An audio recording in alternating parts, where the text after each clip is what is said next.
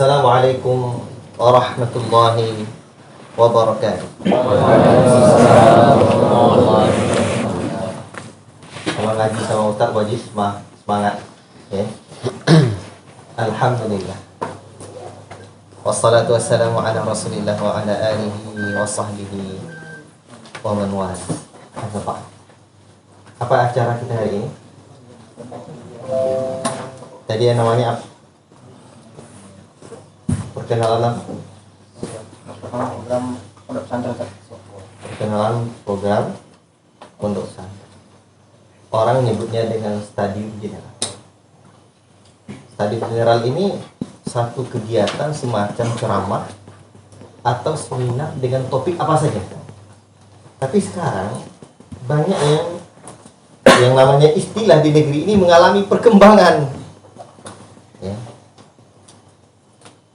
Jadi ini topik pembuka, ceramah pembuka untuk program kuliah S1 Madinatul Iman. Dan yang lain di Madinatul Iman kan ada program, ada yang i'dad lughawi dan ada yang muhasabah. Dan yang lain juga dari Tarbiyatul Quran boleh hadir biar mendapatkan fawaid. Dan insyaallah ta'ala isinya adalah ilmu-ilmu para ahli ilmu yang kami sampaikan. Barakallahu fikum.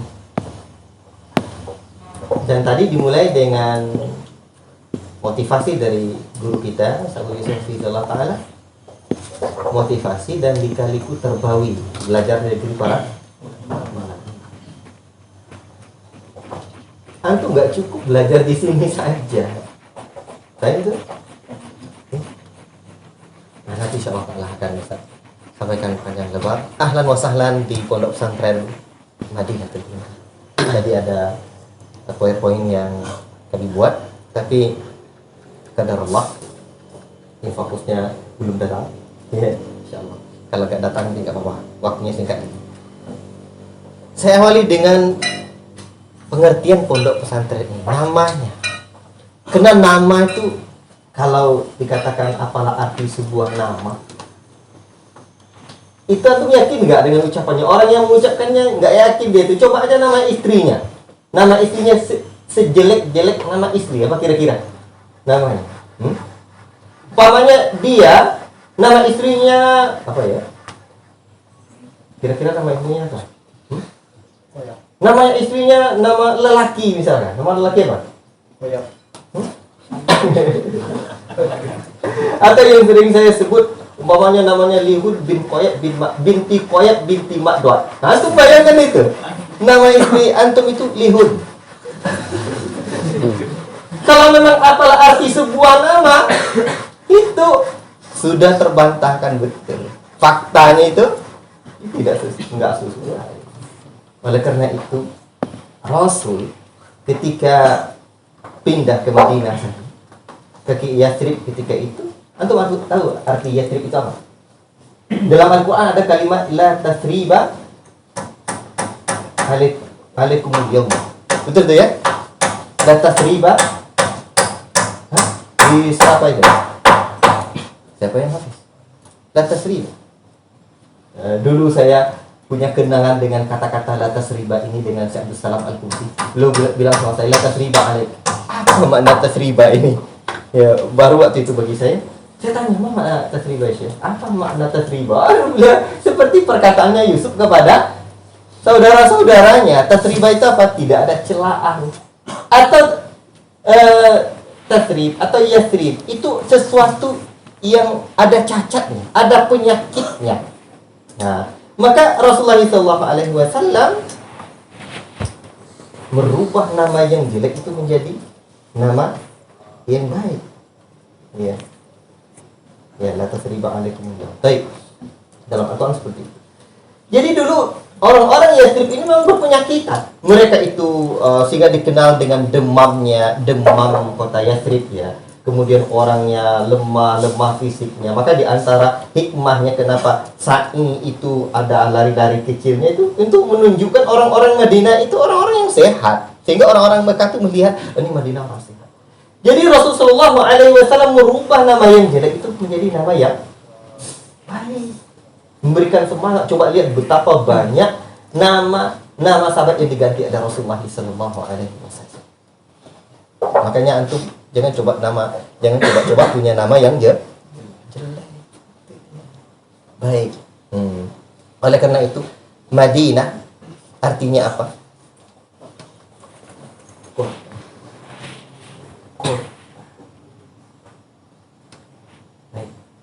Al-iman apa artinya?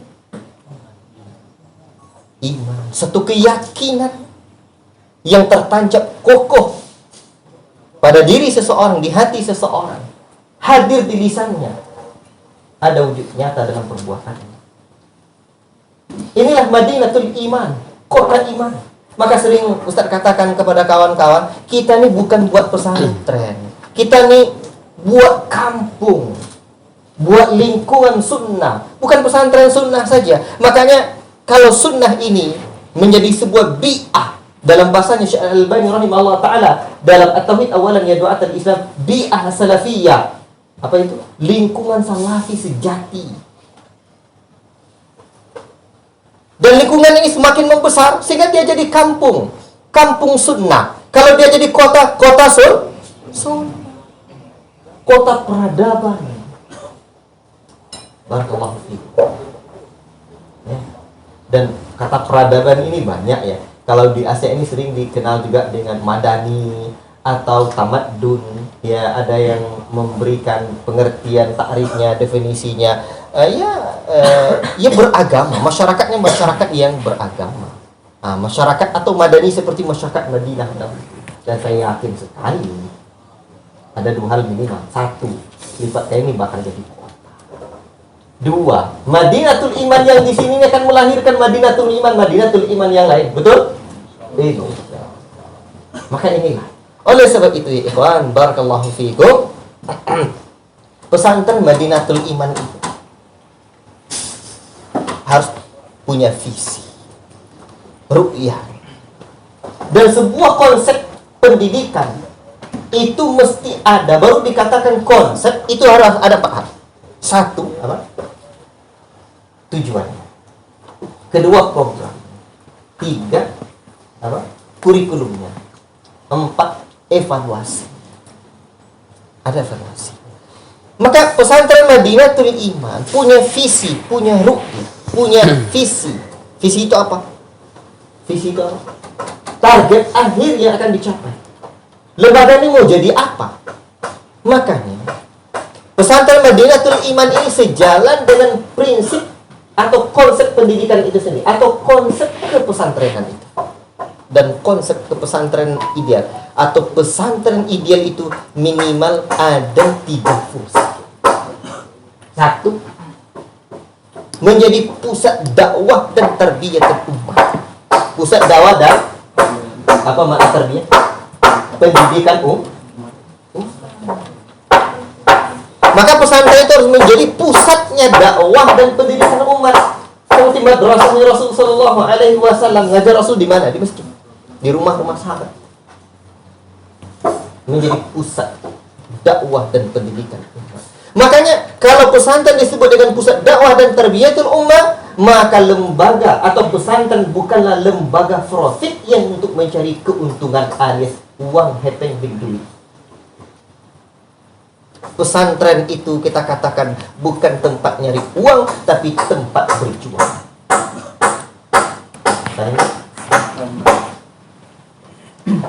Itu yang pertama. Yang kedua, pesantren itu, ini yang pertama nih, nanti dalam kuliah konsep pendidikan kan saya sampaikan. Ya. Sekarang itu banyak pondok pesantren berubah fungsi. Pesantren itu bukan pabrik, ya. Tempat jual barang atau minimarket tidak. Sehingga sekarang banyak yang berubah fungsi untuk tempat bisnis. Enggak barokah. Makanya sering saya katakan bahwa ada beberapa profesi itu kurang barokah kalau kita minta uang. Yang pertama apa? Nyari uang. Yang pertama apa? Kalau ada orang minta nasihat sama kita, baik saya kasih kamu nasihat, kasih saya uang. Sebab Islam itu ya sejarah peradaban Islam bukan demikian. Ayat kedua, kalau ada orang minta diajar, kita kasih Dia didikan, ada orang minta didik, terus kita minta uangnya. Bukan soal halal tidak halal, tapi sepanjang sejarah Islam itu kurang halal. Yang ketiga apa? Kalau ada orang minta obat dan obatnya tidak ada yang harus dibeli, kita hanya dengan skill kita saja, minta uang dulu baru kita kasih, kurang halal. Fungsi pesantren yang kedua menjadi mercusuar peradaban umat. Mercusuar itu apa? Pusat atau potret atau sumber, ya, cikal bakal atau pusat peradaban umat. Apa itu peradaban? Peradaban itu adalah manifestasi dari sebuah ideologi. Maka kalau peradaban Islam adalah manifestasi dari semua akidah dan syariat Islam. Kalau peradaban sunnah, sunnah hiya Islam. Sunnah itu adalah Islam, Islam itu adalah sunnah. Seperti perkataan Al-Imam Al-Barbahari rahimahullah ta'ala, peradaban sunnah. Nanti dalam kuliah konsep peradaban sunnah akan saya sampaikan. Membumikan peradaban sunnah, insyaallah. Baik, ikhwati fillah barakallahu fikum. Kemudian jadi peradaban sunnah, peradaban umat berarti manifestasi sunnah itu dalam semua sisi kehidupan. Pesantren hadir memberikan itu kepada kita. Dan di dunia ini ada 8 peradaban yang mendominasi dunia, atau ada 8 peradaban kontemporer yang ada di dunia. Nah, maka dan ke-8 peradaban itu ada yang hak dan ada yang batil. Yang batil selain Islam. Adapun yang hak ada Islam. Inilah Islam, dinullah. Din itu aturan hidup. Jadi din yang benar di sisi Allah itu hanya Islam. Ya? Din yang benar di sisi Allah itu hanya Islam.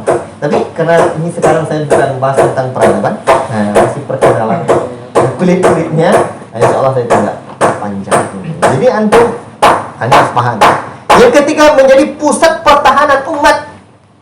Sepanjang sejarah kepesantrenan di alam Nusantara ini, pondok pesantren itu pusat pertahanan umat. Sehingga dulu santri adalah para pejuang. Makanya pesantren itu mesti belajar apa? Pondok pesantren itu ya, kalau dibuat singkat itu minimal harus belajar adab, kitab, silat. Itu dia. Dan semangatnya luar biasa. Nanti saya sampaikan karakter mahasiswa atau santri pejuang. Jadi pusat pertahanan. Bahkan saya membayangkan pesantren itu harus punya ketahanan pangan. Ya, pesantren itu sejak lama Ustaz membayangkan pesantren itu kita harus punya sawah, punya pertanian, punya kolam sendiri, ternak sendiri. Ya. Pesantren. Barakallahu fiik. Tunggu pada saatnya, insya Allah kita kuliah tentang peradaban. Baik. Visi harus ada misinya.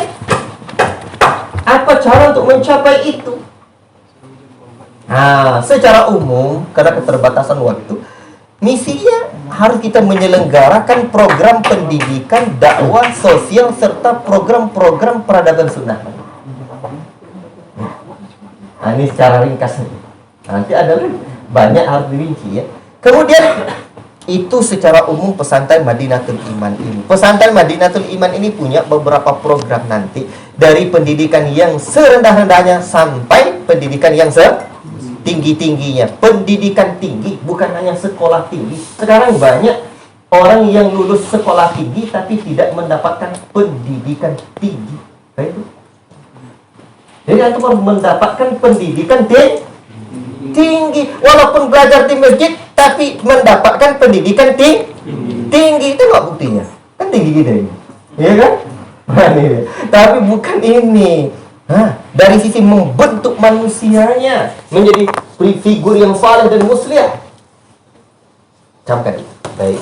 Oleh karena itu ya ikhwan, kita nanti insya Allah kita hadir sini. Sekarang lahan kita baru 8 hektar. Saya pengen terus buka lahan ini, ya. Makanya nasihat, di antara nasihat ya guru-guru kita, di antaranya nasihat Buya ya di Wengkina, kata beliau, di antara yang nggak ada jualnya di toko itu apa? Lahan. besi, kayu, apa yang lain, batu bata, ada jualnya di toko. Baik, makanya terus kembangkan lahan-lahan ini. Dan Yayasan Markis itu sendiri itu ya punya lahan yang alhamdulillah sekarang ini sudah lebih dari 50 hektar. Terus kita kembangkan buat pesantren di setiap lahan-lahan itu, insya Allah ada lahan perkebunan dan yang lain-lainnya. Inilah pesantren Madinatul Iman. Saya yakin sekali ini bakal jadi kota. Kalau jadi kota itu indah kan? Maka pemilihan tempat itu sangat penting sekali. Rasul itu di Madinah itu ya, di Mekah itu dulu kurang apa. Mekah itu dikelilingi oleh bukit. Orang-orang kaya banyak. Orang sudah mulai masuk ke Islam. Ya. Tokoh-tokoh hebat Mekah juga sudah masuk. Tapi Rasul pengen buat markas, pusatnya dakwah Islam itu. Ya. Barakallahu fiik. Baik. Kemudian visi kampus, karena di sini ada TK, ada nanti kelas PAUD, ada TK, ada SD, ada SMP, ada SMA, ada tingkat kuliahnya kampus. Maka visi kampus Madinatul Iman ini camkan menjadi kampus kaderisasi dai terbaik pelosok negeri. Ini kami sudah rancang sama Ustaz Yusuf, menjadi kampus kaderisasi dai terbaik pelosok negeri. Baik. Standar kompetensi kelulusannya gimana, Ustaz? Standar kompetensi lulusannya seperti apa? Atau seperti SKL ya? Seperti apa? Baik. Secara ringkas, standar kompetensi kelulusannya ini menjadi sosok pejuang tangguh peradaban sunnah yang memiliki karakter sebagai santri dan mahasiswa pejuang. Itu ada 16 yang saya buat. 1, catatlah, lurus manhajnya. Lurus manhaj. 2, selamat akidahnya. Nanti perlu uraian itu. Manhaj yang lurus itu, ini kategorinya. 1, misalkan lurus manhajnya dalam menuntut ilmu, lurus manhajnya dalam beribadah, lurus manhajnya dalam berdakwah, dan seterusnya. Baik, lurus manhaj. 2, selamat akidahnya. Selamat. Bab akidah itu apa saja? Ada sekian, ada 9 poin mabahas akidah, pembahasan akidah. Itu dipelajari. Yang ketiga, benar ibadah. Yang keempat, mulia akhlaknya. Maka belajar akhlak. Bahkan akhlak ini lebih didahulukan dari belajar yang lain. Belajar adab. Dulu para ulama belajar adab, seperti Al-Imam Ibnu Mubarak belajar adab berapa tahun? 30 tahun. Belajar ilmu 20 tahun. Makanya dulu di pesantren Ustaz buat di asrama itu, asrama saya di atas kolam, di samping pintunya itu ada pohon jambu. Dan asrama saya ini saya kasih karena lumayan besar, dibuat oleh ayah saya. Besarnya itu ya tak sebagus asrama antum ya. Itu ada di tripeknya itu saya kasih di atas, ditulis pakai tulisan tangan, al-adabu fawqa. Ada lebih tinggi nilainya dari adab sebelum belajar ilmu. Atau juga lagi belajar iman yang membentuk akhlak kita, membentuk kepribadian kita. Belajar iman sebelum mempelajari seluk-beluknya Al-Quran. Seperti perkataannya Jundub bin Abdullah radhiyallahu ta'ala anhu, kami dulu bersama Nabi sallallahu alaihi wasallam, wa nahnu fityan min hazawira ta'allamna al-iman qabla an nata'allama al-Quran. Kami dulu bersama Nabi, kunamaan Nabi, kata beliau, saat itu kami remaja yang tengah tumbuh kembang, kami belajar iman sebelum mempelajari seluk-beluk Al-Quran. Manakala kami belajar Al-Quran, bertambah iman. Dan kalian sekarang, kata Jundub radhiyallahu ta'ala kepada salah seorang tabi'in, wa antumul yaum ta'lamun al-Quran qabla al-iman. Adapun kalian sekarang belajar Al-Quran sebelum belajar iman. Maka dahulu saya pernah mendapatkan fawaid dari Syekh Walid Saifun Nasr, dan saya langsung bertanya, saya cek beliau, Syekh ini hafizahullah ta'ala, Syekh, karena menurut Syekh bid'ah hukumnya mengajarkan Al-Quran dengan tahfiz saja tanpa mentadabburi Al-Quran. Dan beliau membawakan perkataannya Al-Imam At-Turtusi. Karena saking penasarannya saya minta saya nasnya Syekh perkataan Al-Imam At-Turtusi. Dan Syekh memberikan kepada saya perkataan Al-Imam At-Turtusi itu. Wa mimma ibtada'ahu nas, di antara perkara-perkara bid'ah yang dibuat oleh manusia adalah mengajarkan manusia untuk lafaz-lafaz Al-Qur'an saja tanpa memahamkan tentang maknanya. Barakallahu fiikum. Kan kata Junub bin Abdullah ta'ala kalian apa? Salah. Belajar Al-Quran sebelum belajar iman. Iman itu banyak cabangnya. Iman itu 6 rukunnya. Cabangnya ada berapa? Tapi cabang yang dimaksud cabang iman itu juga bagian dari iman. Syu'abul iman. Al-Imamul Baihaqi menulis kitab Syu'abul iman. Ada berapa beliau tuliskan? Ada 77 cabang. Belum lagi nawaqidul iman, pembatal-pembatal iman. Dan lawan iman itu apa? Ada 3 hal yang masukkan kita dalam surga. Pertama, tauhid. Kedua, tauhid, sunnah, dan ketaatan. Ada 3 hal yang akan menjauhkan kita dari neraka, dari surga, dan masukkan kita dalam neraka. Pertama syirik, yang kedua bid'ah, yang ketiga maksiat. Dan ada lawan-lawan dari iman itu sendiri. Apa? Kekufuran, kesyirikan. Kufur ada berapa, syirik ada berapa, nifak ada berapa, kemunafikan. Munafik itu ada para ulama menulis kitab 49 tanda-tanda munafik. Antum bayangkan. Ini wajib dipelajari. Makanya dalam ilmu agama ini, ilmu itu ada fardu ain dan ada fardu kifayah. Dua saja ilmu itu, ada fardu ain dan ada fardu kifayah. Fardu ain itu penguatan syakhsiyah, kepribadian Islam, kepribadian Islam. Makanya tujuan pendidikan Islam itu, nanti ini lebar-lebar aja ya, lebar-lebar aja. Tujuan pendidikan Islam itu itu ada kawan rekat ringkas saya di Facebook, di YouTube itu diedit sama teman-teman.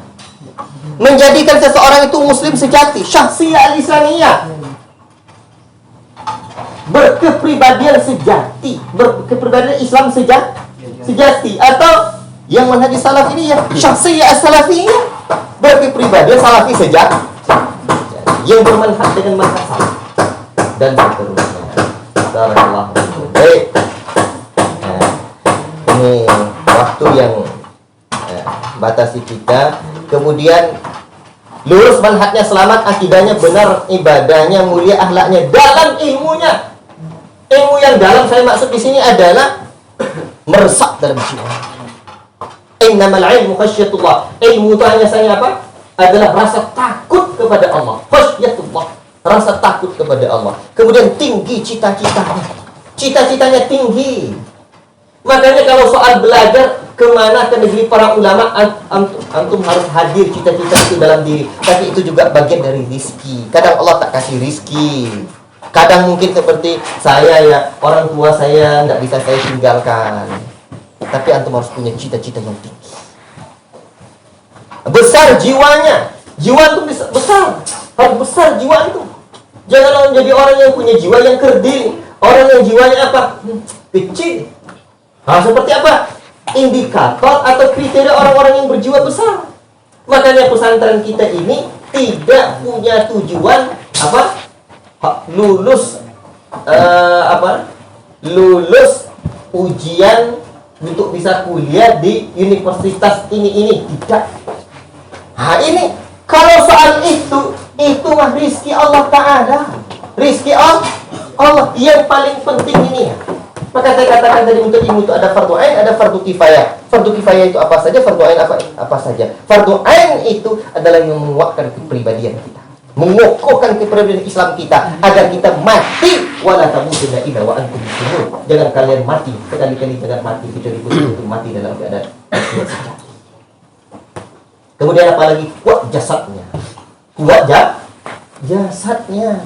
Makanya antum harus belajar bela diri. Ya.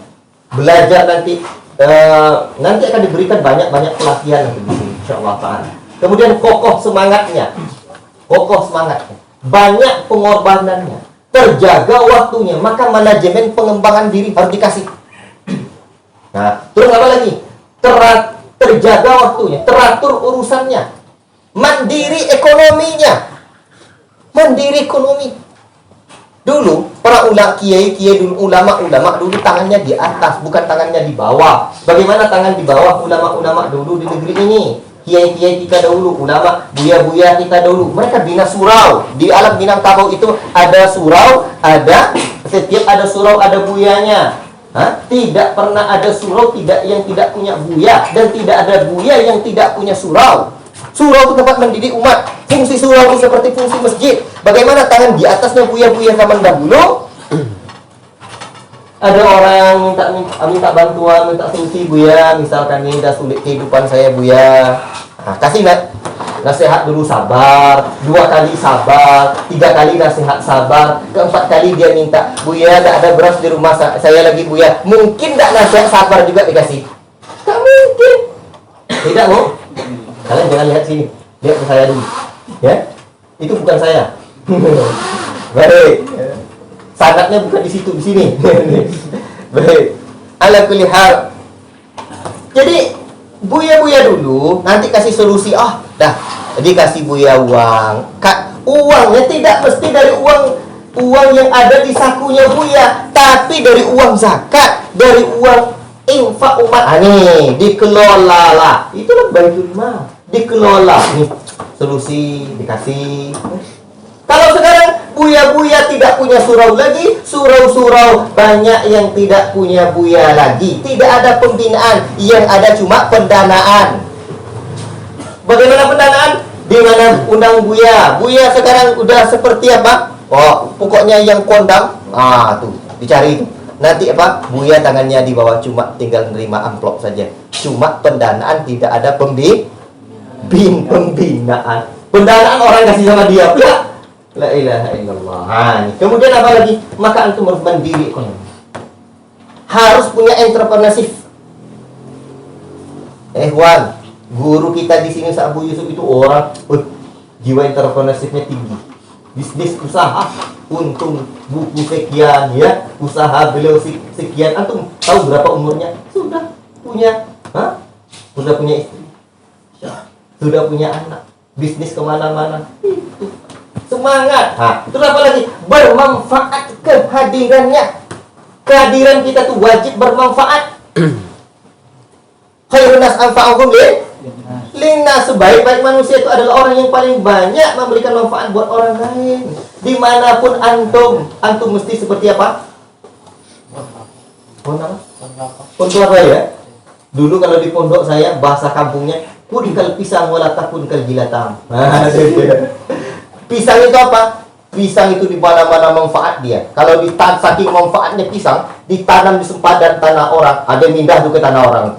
Tumbuh dia di tanah orang. Hebatnya pisang. Buahnya enak, daunnya bisa untuk buat apa?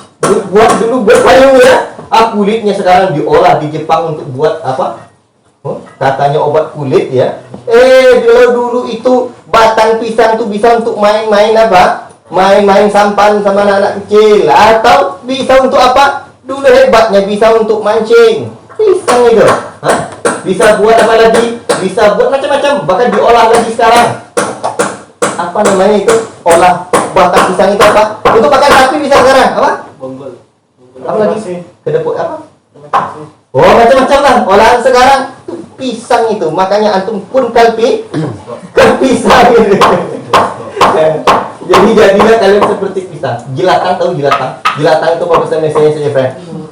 Tak tahu saya. Itu akar, itu sejenis akar. Apabila dekat kita sama dia, sentuh aja sedikit, itu gatal-gatal kulit kita dibuatnya. Maka antum jadi seperti pisang, jangan seperti jilatan. Jangan tanya sama saya apa bahasa Indonesia-nya. Saya orang Dudai, luar daerah Indonesia. Tapi masih gampang. Inilah dia tinggi kesabaran. Makanya kalau antum punya karakter seperti ini, gol internasional. Ada. Ini waktu kita membatasi. Jadi setiap ini namanya SKL, standar kompetensi kelulusan ya, lulusnya. Setiap standar SKL ini banyak sekolah itu tidak membuat ya bagaimana indikator untuk mencapainya. Indikator untuk capainya. Oleh sebab itu dibuat indikator-indikatornya itu. Nanti ya terus ini Ini dah kita buatkan. Saja friend mana dia ini? Dia hapus saja friend. Bawa. Tidak ada dia. Baik, timbul pertanyaan. Kenapa tidak seperti visi kampus dan standar kompetensi lulusan prodi syariah kampus lain? Kita cuma sekarang ini kampus kita ini punya prodi syariah. Tapi apa? Visinya apa? Visi kampus tadi apa? Menjadi kampus terkaderisasi dai terbaik, pelosok negeri terbaik, menjadi kampus apa? Kaderisasi dai terbaik pelosok negeri. Prodinya cuma prodi syariah. Dan standar kelulusannya luar biasa, 16.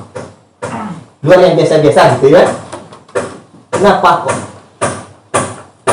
Jawaban ya ikhwan. Pertama, saya tidak bisa menyampaikan semuanya ya.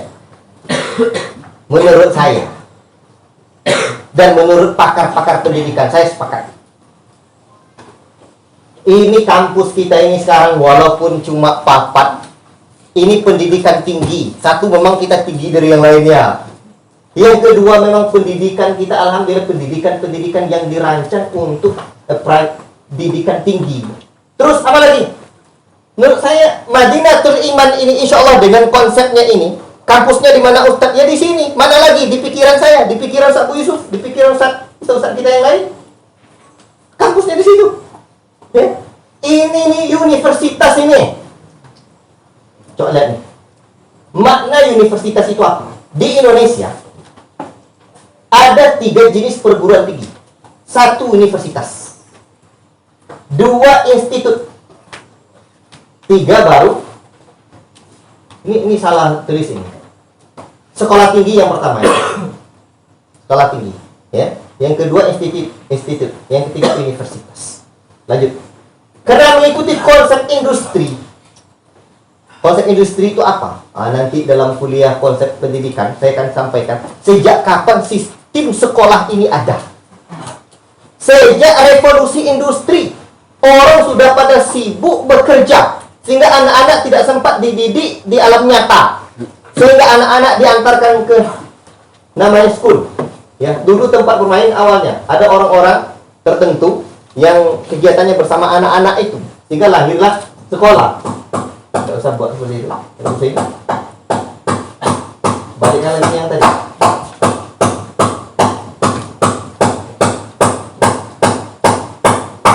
Udah, cukup. Udah, begini. Udah, biar lebih besar ya. Baik. Akhirnya ada sekolah. Asalnya sekolah nanti. Bukan sekarang ya waktunya kita. Jadi, apa sih? Konsep industri itu suatu perguruan tinggi dikatakan hebat apabila mahasiswanya banyak. Biasanya berbentuk universitas karena banyak program studinya, prodinya banyak. Jika mahasiswanya sedikit, maka dianggap kampus tidak hebat atau tidak diterima tidak.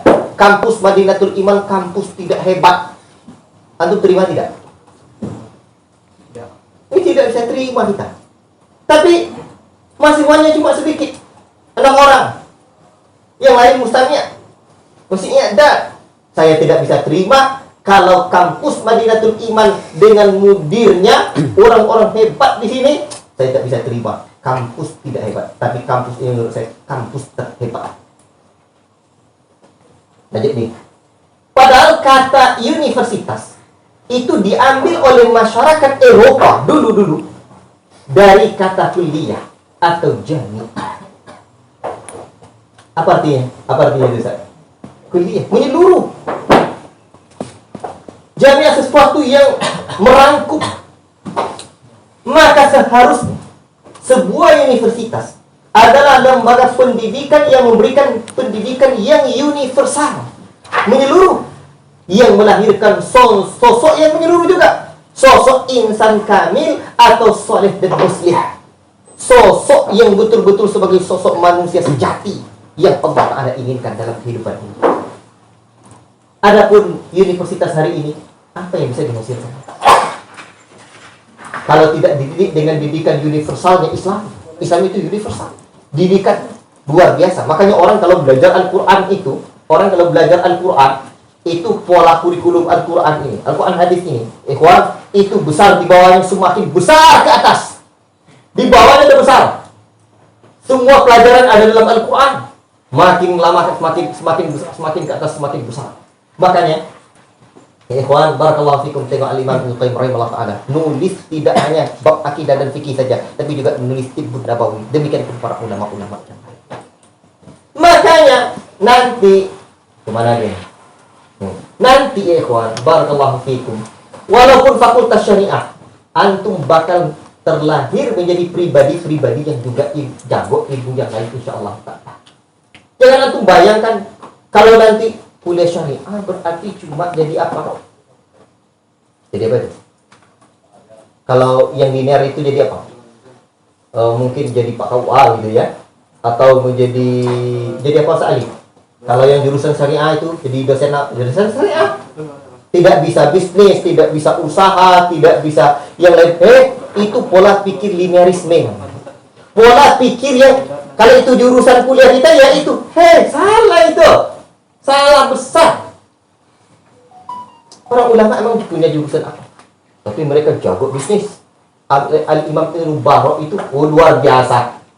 Ulama al-hadis tapi jago bisnis. Itu ilmu agama ini membentuk kita. Oleh karena itu, karena memang kurikulum yang kita rancang di sini nanti ada dua, ada yang resmi dari pusat, yang ulum syariah dan arabiyahnya, dan ada yang kepesantrenannya. Kepesantrenannya ini nanti membentuk figur-figur yang tadi. 16 indikatornya itu apa? SKR-nya itu ada indikator-indikator pencapaiannya. Agar kehidupan, agar antum hadir bermanfaat dimanapun antum saja berada. Maka di antara makna barokah itu apa kata Allah? Mubarakan aina kuntum. Berkah hidupku di mana saja aku berada. Makanya kampus kita ini kampus yang menjadi antum biar hidup barokah di mana saja antum berada. Kemudian sosok dai ideal itu terlahir di masyarakat. Dia terlahir di masyarakat. Antum tahu enggak? Di antara program kita itu antum mesti di brosur-brosur yang kita sebarkan itu betul-betul mau berdakwah di pedalaman. Dan antum tahu dai, ulama, sosok dia itu terlahir di tengah-tengah masyarakat. Dan itu bukan terlahir di pesantren, bukan terlahir di kampus, apalagi sekolah-sekolah biasa. Catat ini. Di pesantren itu hanya baru potensi jadi dai dan punya potensi jadi ulama. Sebab dai itu sendiri apa? Bagaikan urat nadi dan jantungnya umat. Merasakan getaran umat. Makanya sosok dai itu terlahir bukan di pesantren atau di kampus, tapi terlahir di masyarakatnya. Sudah punya potensi di tempat di masyarakat, terus dibimbing oleh sosok guru yang juga hebat. Maka dia akan terlahir menjadi sosok yang universal, sosok yang punya pemahaman yang menyeluruh. Dan dakwah terbaik yang melahirkan sosok dai ideal itu adalah dakwah di masyarakat pedalaman. Apa sebab? Masyarakat itu butuh sosok panutan. Sekarang itu kita kehilangan panutan. Kalau sebuah negeri itu ingin maju, syarat utamanya apa? Dia mesti punya guru yang rela berkorban. Apapun, mau lembaga, mau masyarakat, mesti punya guru yang rela berkorban. Camkan itu. Dan di pedalaman, antum bahkan jadi dai yang hadir sebagai sosok panutan. Sejatinya, dia bukanlah dai saja. Sejatinya dia adalah dai peradaban yang dalam bahasa kampus Madinatul Iman, dai peradaban sunnah. Timbul pertanyaan, apa itu peradaban? Peradaban itu adalah manifestasi peradaban sunnah dalam kehidupan. Jadi kalau antum nanti dikirim ke pedalaman, dan itu ada waktu-waktunya, waktu-waktu libur kita. Barakallahu fikum, dikirim antum beberapa bulan di sana. Bahkan ada saatnya nanti tahunan antum di sana. Ya. Lama di sana. Antum hadir sebagai sosok panutan di tengah masyarakat antum. Bagaimana ekonomi masyarakat, dan kita harus hadir memberikan solusi-solusi itu. Solusi ekonomi, bagaimana ekonomi mereka, apa yang mereka butuhkan. Maka apa yang dibutuhkan umat, hadir kita. Itulah sebuah peradaban yang kita rancang. Dan di kampus Madinatul Iman dirancang untuk sehingga antum betul-betul menjadi sosok yang universal, sosok yang memiliki karakter seperti perkataannya Allah Ta'ala tentang Ibrahim, inna Ibrahim karena ummah. Ibrahim adalah satu umat. Di saat umat yang lain tidak berani angkat kepala, tunjukkan jati dirinya, Ibrahim Allah Ta'ala sebutkan satu umat padahal hanya seorang diri. Karakter sebuah umat ada pada diri Ibrahim. Maka kalau antum mau kuliah di sini, belajar di sini, antum harus punya karakter. Karakter apa? Satu umat. Itulah orang yang dikatakan 1000 laki al-furajul. Maka kalau mau belajar sama Ustaz Abu Yusuf, sama Ustaz Ali Mustafa, mau belajar sama saya, hei, antum mesti menjadi punya karakter 1000 lelaki. Ini bang, sepakat? Jangan 1000 perempuan. Ya. Dan ini SKL. Jadi setiap 16 ya karakter mahasiswa pejuang itu harus ada SKL. Nah, SKL-nya itu saya sebutkan di atas tadi. Ya, barakallahu fikum. Dan antum tahu bahwa menurut riset Stanley ada 10 faktor teratas yang akan mempengaruhi kesuksesan. Pertama, kejujuran. Kedua, disiplin keras. 3, mudah bergaul. 4, dukungan pendamping. Dukungan apa? Pendamping. Pikiran antum kemana ini? Tuh, saya lagi itu tadi malam, malamnya masih kerja sama siapa? Pendamping barunya. Nah, dia semangat dia. Tengok istri dia ada status pagi ini. Status sama kekasihnya, bekerja bersama menjadi pejuang. Barakallahu fikum. Tengok antum besarnya Abu Yusuf sudah punya, ada penyemangatnya itu ya. Barakallahu fikum. Kerja keras, kecintaan pada yang dikerjakan, kepemimpinan, kepribadian kompetitif, hidup teratur, kemampuan menjual ide. Ini 10 faktor teratas yang akan mampu menjadikan seorang semaju. Antum jadi dai itu jangan hanya menjadi penonton, ya. Jangan hanya jadi penonton, jadi pemain itu. Berkiprah. Bahkan ya, sekarang ini dalam dunia pendidikan modern itu disebutkan ada beberapa faktor yang akan menjadikan murid-murid itu maju. Maka kita harus apa? Mendidik mereka agar menjadi pribadi yang komunikatif, bisa berkomunikasi. Ya. Dan demikian juga punya critical thinking. Dia bisa tidak nerima gitu aja, tapi bisa menganalisa dan kalau salah dikritik ya, berikan masukan. Apalagi problem solving, bisa menyelesaikan masalah, bukan dari masalah. Apalagi kolaboratif, dia bisa bekerja sama. Maka kalau hanya dididik hafal Quran gitu saja, orang gotong royong, dia hafal Quran di samping orang gotong royong itu bukan punya karakter sosial Islamiyah, itu bukan karakter Qur'aniyah itu. Itu hanya orang yang pandai hafal Quran saja. Apa lagi? Kreatif. Kreatif itu apa? Inovatif. Dia bisa mengembangkan yang lama dan terus menggali ide yang baru. Ada tipe manusia ini, orang yang ketika melihat gunung, dilihatnya gunung, oh mantap nih gunung ini, saya daki. Begitu sampai dia di pinggang gunung, oh mantap sekali, di foto-foto. Oh, dah, di sini aja lah, ada puas saya. Ada orang yang sampai ke pinggang gunung, ada baru kakinya, ada yang sampai pinggangnya, ada orang yang sampai ke atas. Serasa dunia ini milik dia. Tapi ada orang yang lebih punya karakter lebih dari itu. Karakter apa itu? Dia pengen daki gunung yang satu. Barakallahu fiikum. Ya, kreatif inovatif. Kemudian produktif. Makanya nanti di sini antum dilatih hidup bermasyarakat, hidup bisa memimpin, melakukan pendidikan leadership, entrepreneurship, managerialship dan yang lain-lainnya. Public speaking dan yang lain diajar di sini. Bela diri diajar. Anda tuh apa? Dan itulah yang menjadikan antum sebagai sosok qawwam. Ar-rijalu qawwamuna 'alan nisa. Qawwam, sosok pemimpin. Sosok pemimpin itu seperti apa? Wah, ini banyak. Inilah pesantren Madinah. Untuk itu ya ikhwan, itu harus jadi orang besar. Kita sudah buat program ada di PUSA.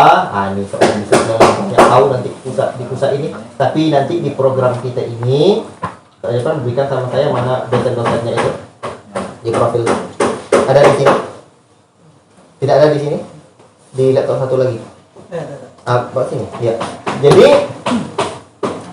kita, ya ikhwan, barakallahu fikum, ada dua kurikulum, ada kurikulum kepesantrenan, ada kurikulum resmi PUSA. Jadi di PUSA ini menjurus kepada ulum syar'i. Ulum syar'i. Dan untuk semester ini ada beberapa mata kuliah kemarin. Nanti saya perkenalkan di antara dosen-dosennya. Yang kedua ada program kepesantrenan. Seperti orang yang luas wawasannya. Seperti apa orang yang luas wawasannya? Itu ada kriterianya itu. Termasuk di antara yang luas wawasannya itu yang memahami beberapa bahasa. Bukan hanya bahasa Indonesia saja, tapi juga bahasa Arab, bahasa Urdu, bahasa Inggris, bahasa apa lagi? Bahasa peradaban dunia yang lain agar antum bisa berdakwah kemana-mana. Antum harus punya pikiran go internasional dalam belajar dan berdakwah. Masih banyak negara-negara kafir lainnya yang belum tersentuh oleh dakwah Islam. Antum harus bertekad. Barakallahu fikum. Ya, ini nanti. Nah, maka program-program kepesantrenan itu, kurikulum-kurikulum kepesantrenan itu, itulah yang akan membentuk untuk mendampingi antum memiliki sosok. Dan insyaallah ini beberapa hari ini daurah ta'rifiyah, ya ini semacam MOS ya, atau untuk mahasiswa ini ospek ya, betul sekali. Nah, jadi nanti antum berikan latihan-latihan PBB, latihan bela diri, ini wajib antum ikut. Di negara-negara maju itu wajib militer. Antum lihat enggak? Rajanya Brunei itu bukan kekar itu, wajib militer. Raja Salman itu, itu dari tentara dulu. Dia enggak sakit-sakitan. Maka nanti dia kuat jasmaninya, belajar bela diri, juga belajar ilmu kesehatan. Itu di Radio Roja itu. Itu ada Abu Faris Al-Kiyani. Beliau menulis satu buku judulnya Al-Kimya. Itu belajar itu. Nanti akan diberikan seminar. Insyaallah ta'ala akan saya datangkan guru nanti untuk, atau kita berikan online atau offline nanti insyaallah ta'ala. Ya. Biar antum dapat potret kesehatan seperti apa. Bahkan saya bertekad untuk memberikan program apa? Kita afuddah. Kuliah ini kita ilmu pertanian. Lahan kita luas. Sehingga nanti antum begitu punya istri, walaupun antum ya jurusan kuliahnya prodi ilmu syariah, tapi karena ada program kurikulum kepesantrenan yang lain, antum bisa nanam cabai, antum bisa menanam tomat, antum bisa nanam yang lain, atau minimal antum bisa suruh orang tanam dan otaknya ada di kepala. Antum udah bisa bekerja ini. Karena ada orang yang bekerja dengan ototnya, ada orang yang bekerja dengan otaknya, dan kerjanya para pejuang itu karakternya ada 4. Pertama kerja ikhlas, kedua kerja keras, kedua kerja cerdas, ketiga kerja keras, keempat kerja tuntas. Itu karakternya para pejuang. Barakallahu fikum. Dan sistem perkuliahan kita ada 2, yang ada 3. Yang pertama apa? Ada yang sistem perkuliahan kita ada 2, online dan offline. Duta dan dunia nyata dan dunia maya gitu ya. Maya ini jangan dibalikkan ya. Barakallahu fikum. Ala kulli hal. Dan nanti ada 3 lagi, 1 dari masyayikh resmi dari PUSA, itu disampaikan materinya 3 kali sehari Ustaz ya. 3 kali sehari. Dan itulah yang wajib untuk dengarkan. Wajib antum dengarkan. Yang kedua, materi kitab Muqarrar Kusa yang disampaikan oleh asatizah kita di Indonesia. Asatizah kita di Indonesia. Inilah di antaranya. Nanti perkenalkan. Kemudian yang ketiga, nih langsung di sini. Bersama Ustaz bin Yusuf, Ustaz Ali Mustafa, saya sendiri, ustaz-ustaz kita yang lain insyaallah ta'ala. Dan nanti juga di sini banyak berbentuk pelatihan-pelatihan. Ada stadium general, ada kuliah-kuliah umumnya nanti ya. Orasi-orasi ilmiah yang lainnya insyaallah ta'ala. Nah, ini Ustaz Abu Yusuf ya. Kemudian Ustaz Hasan Al-Jizi, ada Ustaz Ahmad Remanda. Kemudian ada ini saya perkenalkan Ustaz Abu Yusuf ini guru besar kita di sini. Bersama Ustaz Ali Mustafa. Kemudian Ustaz Hasan Al-Jizi, ini alumni Lipia di Jakarta tinggalnya. Kemudian saya banyak mendapatkan fawaid dan pelajaran dari beliau. Saya jumpa beliau di Jakarta dan banyak bantu saya selama saya di Jakarta. Kemudian ya dalam rangka studi. Kemudian ada Ustaz Ahmad Remanda. Ustaz Ahmad Remanda ini S1-nya di Mesir, S2-nya di Brunei. Beliau ini kan doktor juga, alhamdulillah. Dan beliau insyaallah ta'ala bakal rutin juga ke sini insyaallah ta'ala. Nanti daurah-daurah insyaallah. Kemudian Ustaz Gema Ilhami, beliau ini S1-nya di Stai Ali, dan beliau sekarang udah S2, MPD beliau. Kemudian ini Ustaz Ustaz Malik Harahap insyaallah sebentar lagi selesai S2-nya. Beliau tinggal di kota Taluk Kuantan, tapi beliau bakal datang insyaallah, bakal datang nanti sini. Ini yang diantara yang sudah pernah kami sampaikan. Kemudian ini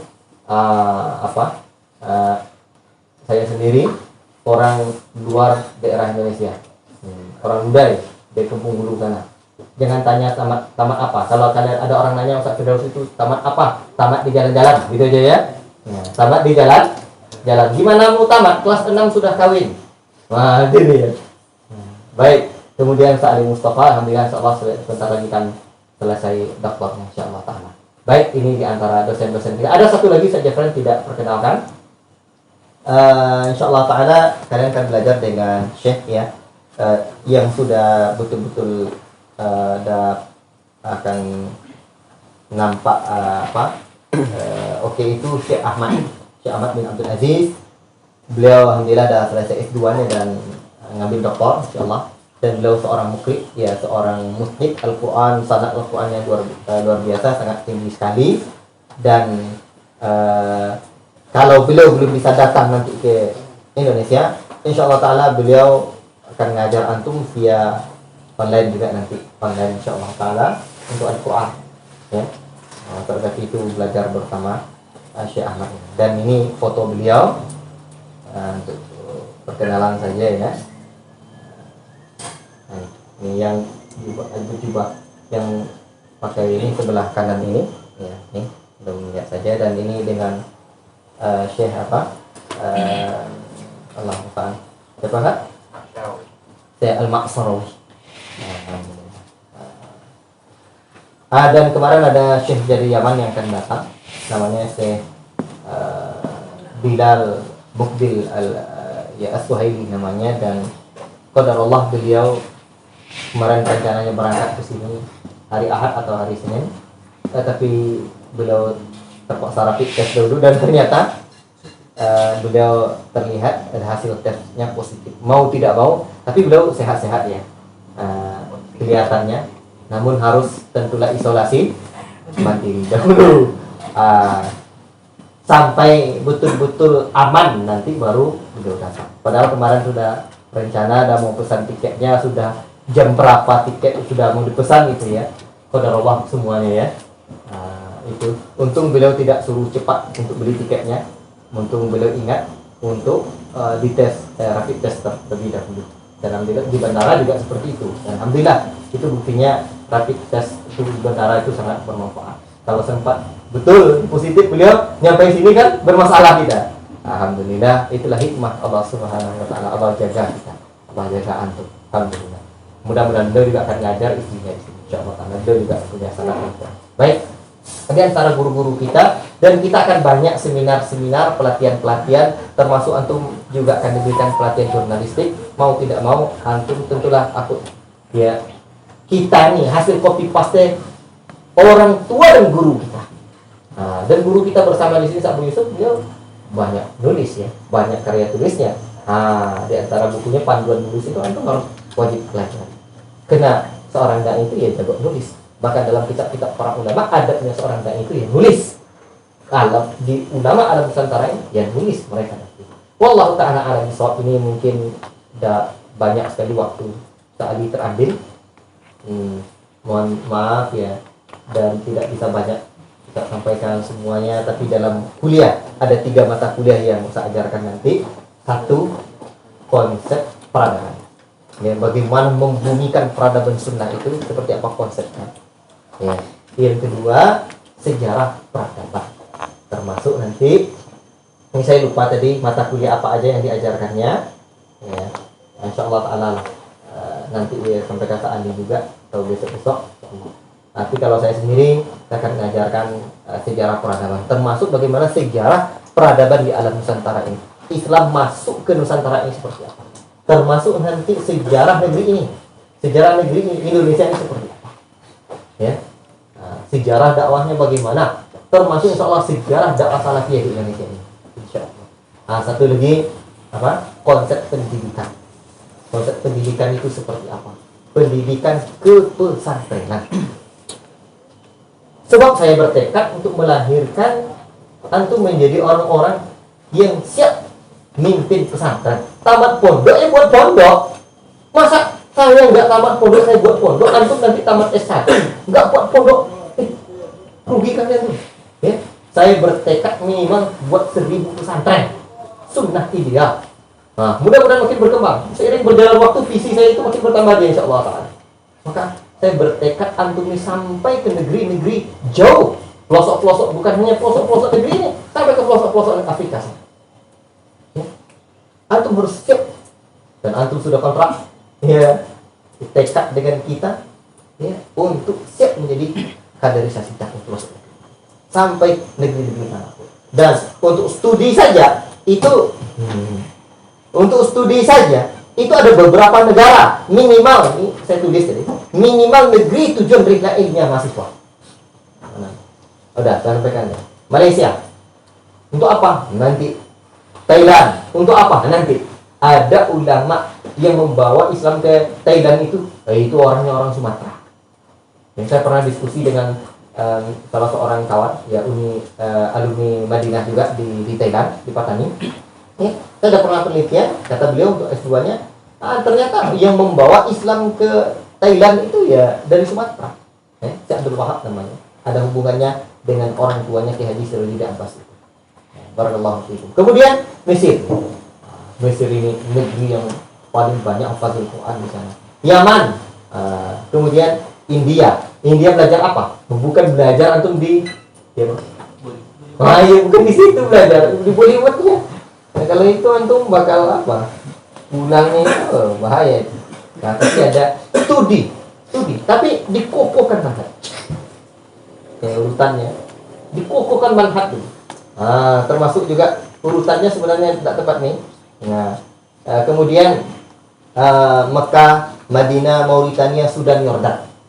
Nanti, cuman kalau belajar manhaj terbaik itu sependek yang Ustaz lihat. Ya, pahami.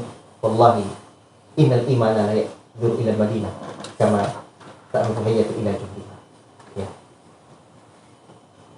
Atau kama qala. Ada yang salah lafaznya, Ustaz?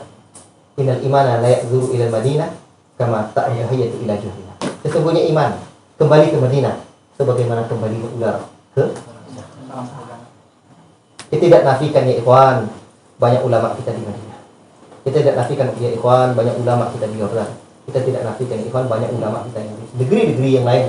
Tapi Rasulullah SAW. Makanya belajar manhaj terbaik, Masya Allah.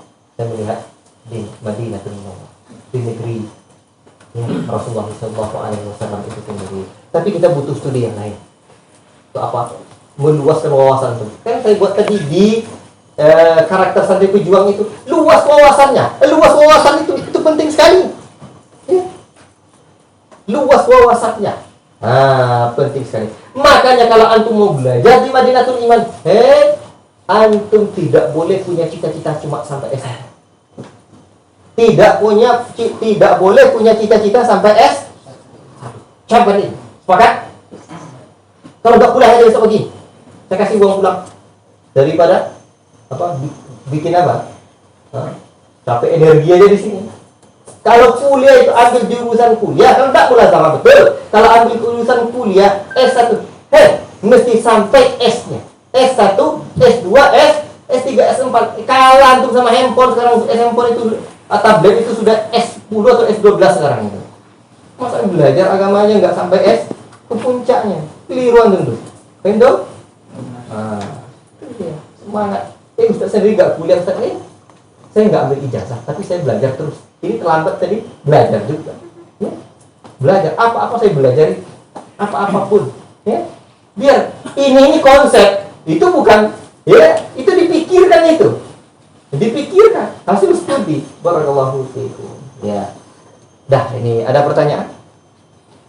Cukup memberikan sedikit gambaran buat antum seperti apa pondok kita ini? Cukup? Makanya antum harus jadi dai yang semangat, yang kreatif, inovatif, berjiwa besar, punya cita-cita tinggi, ya, punya istri banyak itu, itu gantung rezeki lah itu, tergantung rezeki. Yang paling penting itu banyak, buat keikhlasan kita, banyak ibadah kita, luas dalam ilmu kita dan seterusnya. Soal yang lain urusan Allah. Barakallah. Cukup sekian dari Ustaz. Dan terakhir untuk jadwal-jadwal nanti kita serahkan, ada sesi terakhir nanti dengan Ustaz Ali Mustafa, apa yang beliau sampaikan silakan didengarkan. Dan beliau munaddiqan, beliau di Madinatul Iman ini sebagai mudir tanfizinya. Jadi mudir am yang tak begitu, mudir pelaksananya tanfizinya tak Ali Mustafa. Barakallahu fikum. Sekian dari Ustaz. Yang benar hanya dari Allah. Semoga Allah Ta'ala bimbing kita dan hantarkan kita terus kemanapun bumi Allah Ta'ala terbentak. Kita adalah pejuang dakwah tauhid ini.